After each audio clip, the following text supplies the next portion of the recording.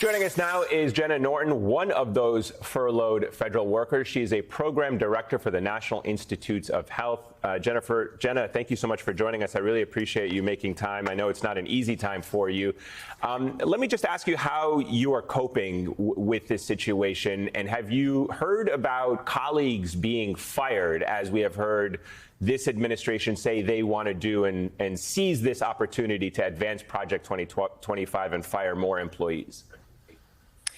Yeah, so I mean, this new threat of firing federal workers during the shutdown is actually not that new for us as feds. Our jobs have been under threat since January. We have been watching this White House attack us and the work that we do for the American people for months now.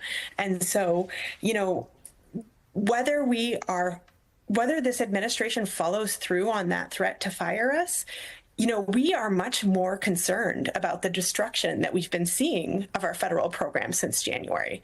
As a federal scientist, I've had a front row seat to the destruction of our government. And this shutdown didn't really start on October 1st.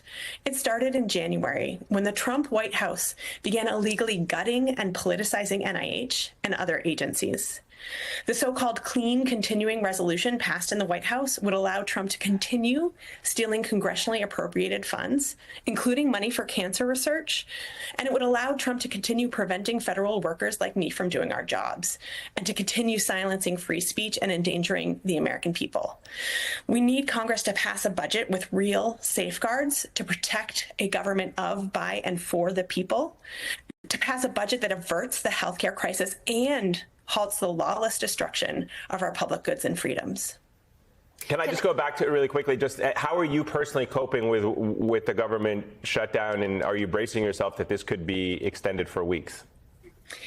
I mean, I've been bracing myself for losing my job since January. None of my colleagues have felt safe in our role as federal workers since Donald Trump put Russell Vought in charge of the Office of Management and Budget. Russell Vought is a person who said he wanted to put federal workers in trauma, that he wanted to make us public enemy number one, and that he wanted us to wake up in the morning and not want to go to our jobs. And so that is the conditions in which we've been operating since January. So this new threat that feels new to everybody else, we've been living with it since January. Can you bring us into this experience a little bit more? When you say that this started in January, that there has been immense pressure on scientists and program directors of all kinds, what kind of pressure is this administration exerting on you? You know, for example, if you want to do critical research for underserved communities in the United States, what's happening to you? Is this an environment in which you feel supported doing some of the most basic life-saving work this country depends on? No, I mean, I don't feel like I've been able to do actual science for the National Institutes of Health or to help the grantees that we award funding to do science for many, many months. Instead, I've been scanning grants for banned words. I've been calling up scientists who are applying for NIH funding and telling them what words that they can't use if they want their research to get funded. And I've been, you know, handing out bad news, right, to scientists who have these tremendous research projects that have scored extremely well in peer review, and basically telling them that the score that they got, which would normally be well within a fundable range, that we can't fund it this year because this Trump White House has required us to change the way we fund grants such that we are able to fund half as much science with the same amount of money. Jenna, you manage kidney disease research, correct? So that doesn't seem very political. It's kidney disease and we need to solve it and treat it. How has your realm of science been politicized when, you know, what you're trying to do is help patients? And how many patients do you think have been impacted by the studies and the trials that have been curtailed?